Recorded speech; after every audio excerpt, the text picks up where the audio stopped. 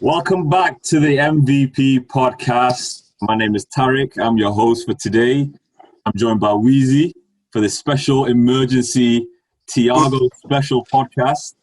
Liverpool have completed the signing of Thiago today for around £20 million, in my opinion. How much it was? Season. Sorry? Is that how much it was? 20? 20 million, yeah. With bonuses. Oh, okay. Yeah, that makes sense. The 20 million is installments over 4 years. So it's 5 million every year of his contract. Is that what it is? Yeah. I thought it was 28. So you're not paying 20 million up front, so you're giving them 5 million a year? Yeah. So 5 million this year, and then he's got a 4-year contract, so it'll be 5 million each year. Yeah, wow. Is your club... So I'm surprised Bayern accepted that. I don't know. I think what it is Bayern... I think he kind of agreed with them that he wanted to leave, and I think they kind of made it easy for him as a goodwill gesture. Oh, okay. 7 years of service. So I think they said we're not going to make the transfer too difficult, innit? I think they wanted 30 million to start with. Yeah. Liverpool were kind of haggling for a while because I think they agreed personal terms with him a long time ago. So how much is the wages? I imagine he's quite high. Apparently, he's just less than Van Dijk and Salah and them guys. So probably high, probably like 200 grand or something close to that, nearly a week. I thought it'd be because it's his last contract. I thought it'd be going out like a lot more than that. That's the thing. Well, he said he wanted a new challenge. He wants to come to the Premier League. I don't know. Well, tell me what you think of the deal anyway.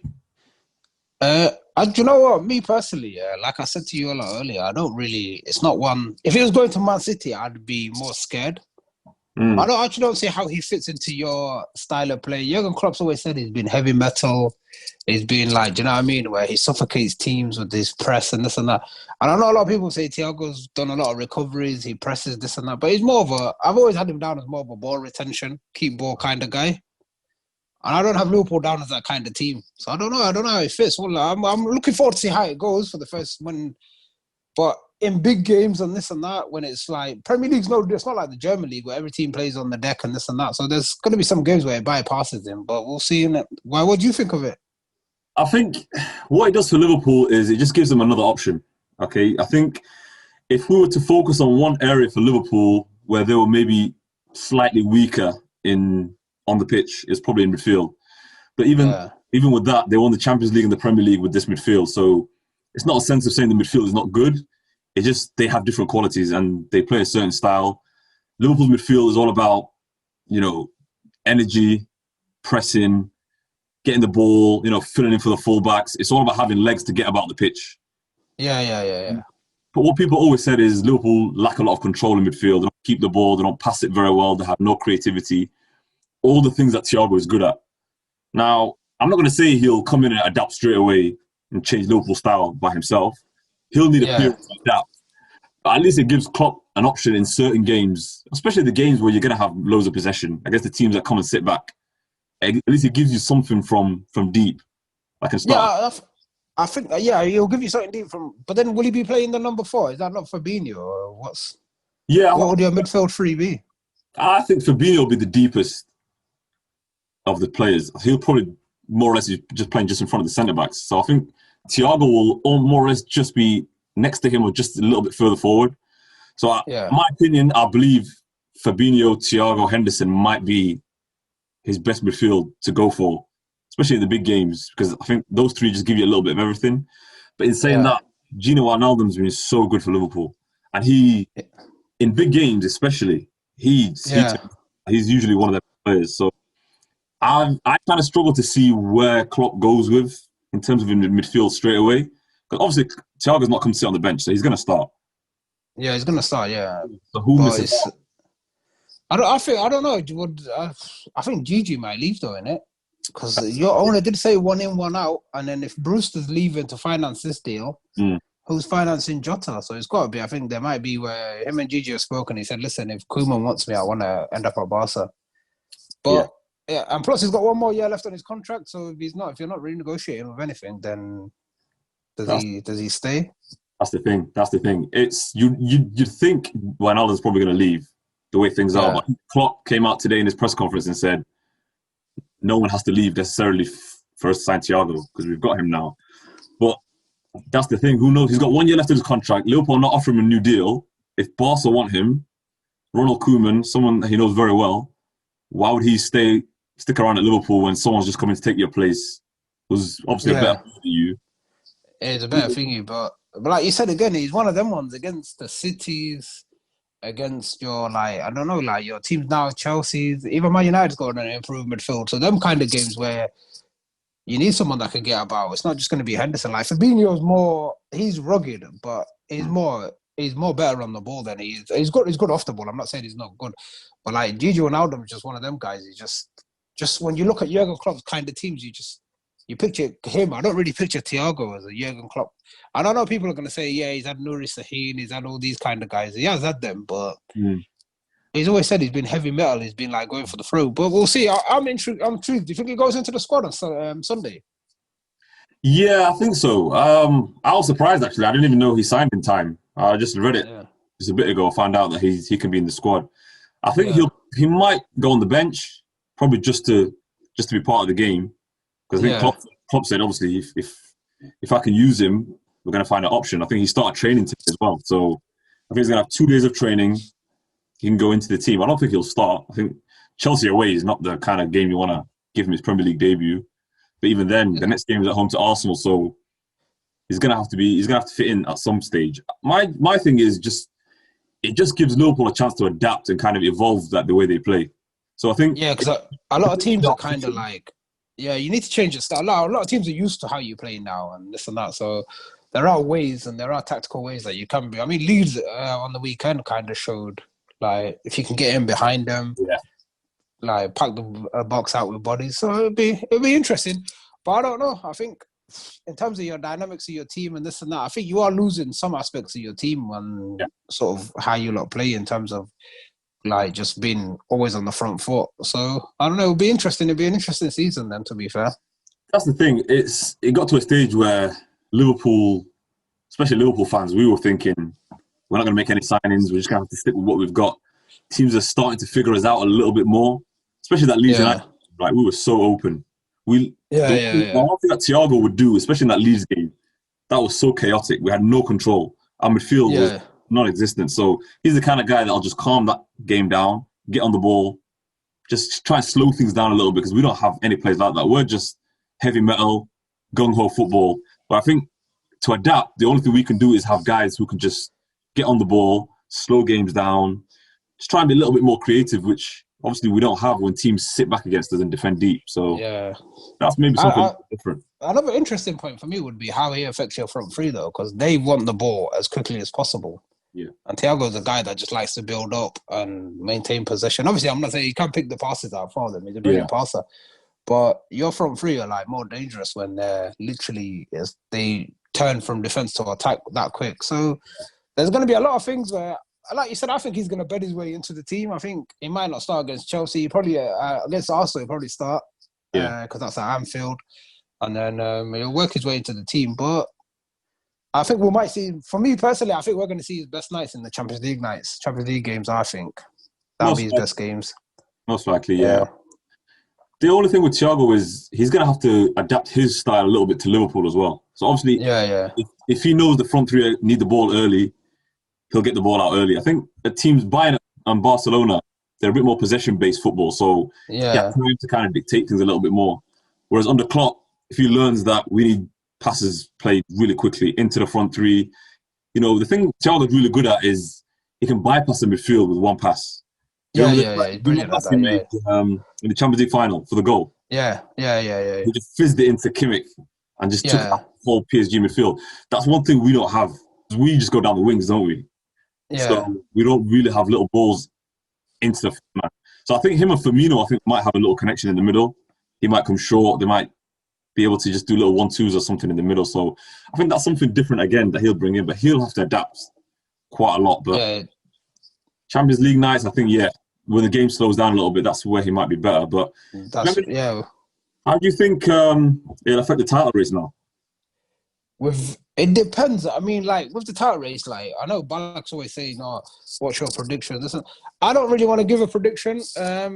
For me personally, I still have City as favourites, but then that's dependent on if City get a Koulibaly and they also like get a left. Well, I think they need a left back and a Koulibaly. If they address them two issues, I think they'll be all right. I think it'll be the same two again. I don't think the gap will be 20 points, 25 points again. I think it'll be the same. It'll go down to the wire. I think Chelsea and Man United will cut it down to about where third and fourth is like where they're only 10 points behind second or something like that, instead of it being like ridiculous where it was like nearly 30 points last year, isn't it? Yeah. But the title race, I think Thiago gives Liverpool another dimension, gives them another way of attacking and also controlling games. But on right now, on current transfers right now as we speak, I'd make Liverpool favourites. But then if City get the Koulibalys and that in for their back line, then I'd make them favourites. That's my point of view on it. Do you see City signing Koulibaly? Do you think that'll happen? They're more or less saying that. I mean, last week they were saying it's done, but obviously they don't want to deal with Napoli, do they? Because of that Jorginho thing where Jorginho was a done deal, then Chelsea came in. So it's good. The reason it's dragging along is because it's going through agents where City don't want to speak to Napoli. And apparently the bid was meant to be going in at some point this week or next week for 75 odd million. So if they get him and a left back, I don't trust Mendy or the other Zinchenko, then I think I'd make them favourites. If they don't sign a centre back and they go with their two left-footed centre backs in Ake and Laporte, they're both injury prone. They're both guys that are injury prone. So I'd make Liverpool favourites then. But then if they get the Koulibaly, I think they'll be my title favourites. I think Man City do need a left back, and I'm quite surprised they're not going for anybody. Like someone like Reguilon, for example. That was a bad deal, though. Do you know, Reguilon is not like a lot of people look at it and say, "Oh yeah, Man United got done over. Tottenham's got a good left back. Yeah, they've got a brilliant left back. The kid's a quality player. Yeah, but then in that 5-year period where he's got his 5 years contract, the moment Marcelo goes or their left back gets injured, Tottenham can't refuse the bid. If they put 30 million down, they have to take it straight away. So it's a glorified loan, really. So like that's the reason why Man United said to them, "No, we'll buy him. Take the loan side of it. Take the buyback clause out of it." Yeah. So I can't see City doing a deal like that. Yeah. Like you said, City do need a left back. I'm surprised they didn't go for Chilwell from Chelsea, to be fair, because he fits their motto. He's more known for his attacking than he is for his defending. But 50 million.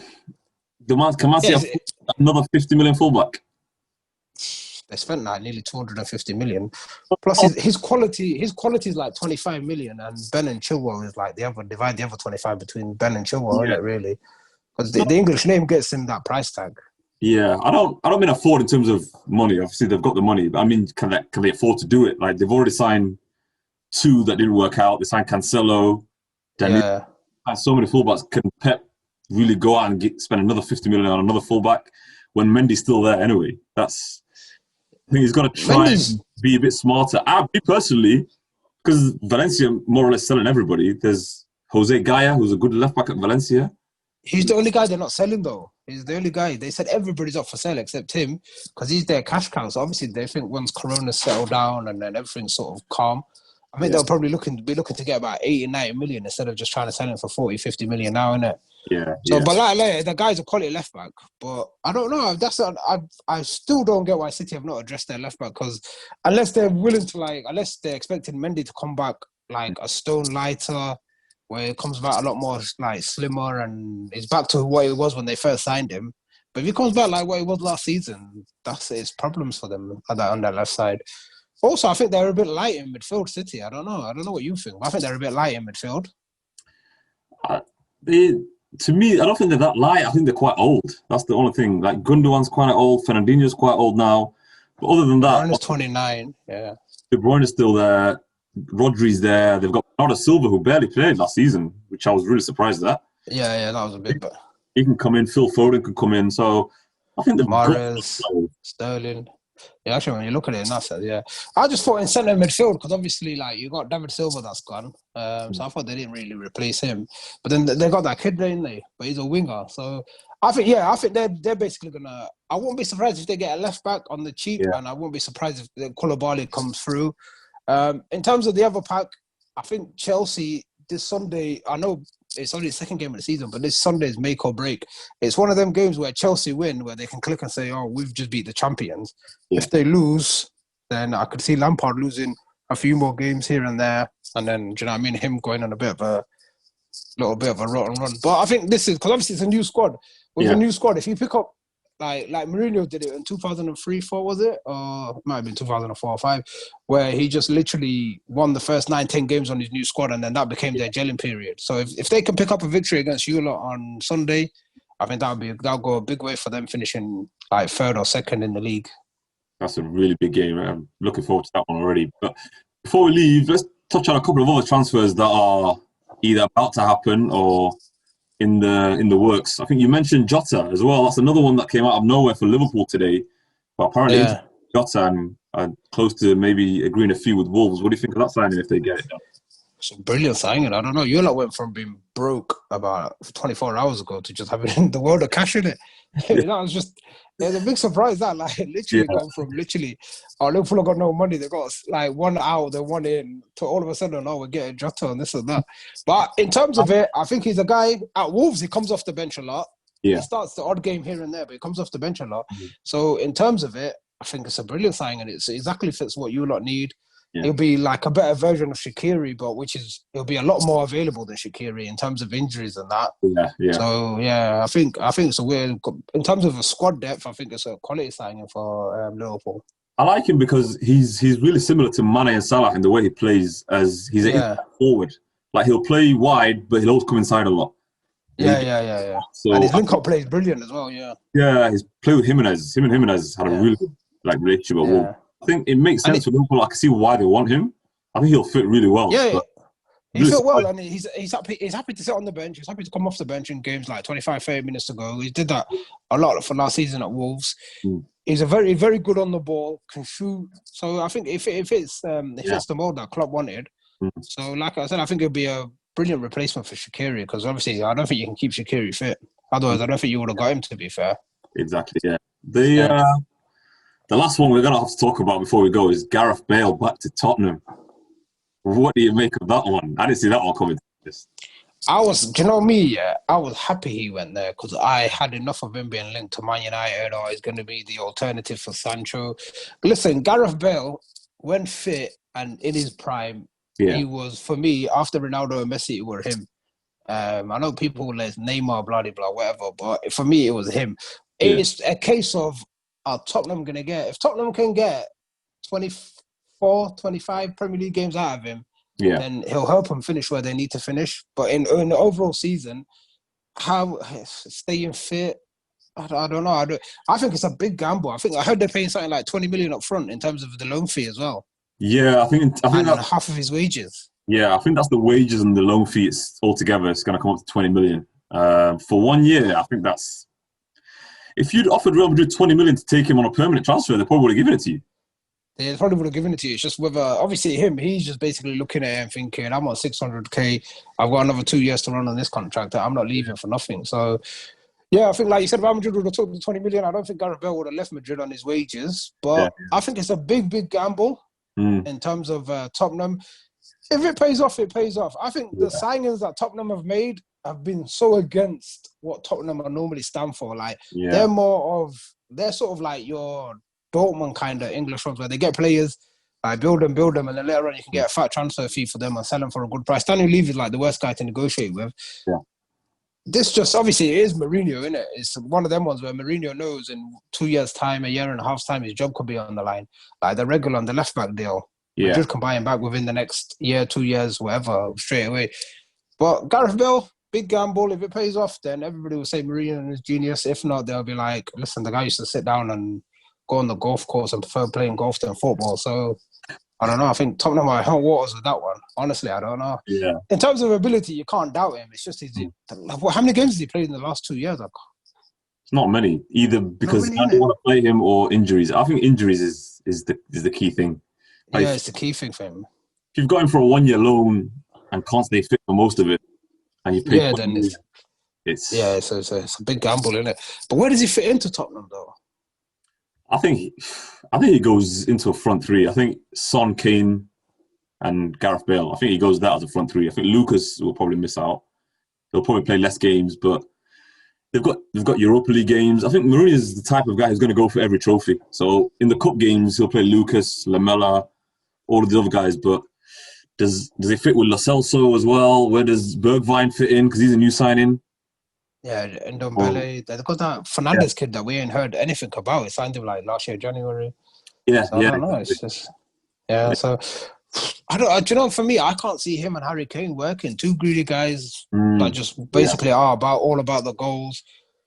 Son and Lucas Moura are not very. They sacrifice a lot of their game for Harry Kane, and then now is Harry Kane going to sacrifice a bit for Gareth Bale? I can't see that team. It just looks like Mourinho has just done what he did at Man United. Just got big names and then just said, "Yeah, there you go, work it out on the pitch." I can't see how they work that team. It's going to be tough because you need to understand Bale's on loan, so he's going to have a point to prove. He's probably looking for his next move, so he's probably just going to show, "I've still got it. I'm only 31." So I don't know if he's going to end up staying at Tottenham long term. He might do, but he's going to have a point to prove. So he'll probably be, doing a lot of, like he normally does. He'll have a lot of shots, and like Kane does as well. So that dynamic's going to be quite interesting to see. But we'll stop to there, Weezy. No problem, brother. Great conversation as always. Thank you very much for tuning in, guys. Please remember, if you like the video, subscribe to our channel, and please keep supporting. We enjoy what we do. Thank you very much for your time, Weezy. No problem. Take care, brother. Take care, bro. Guys.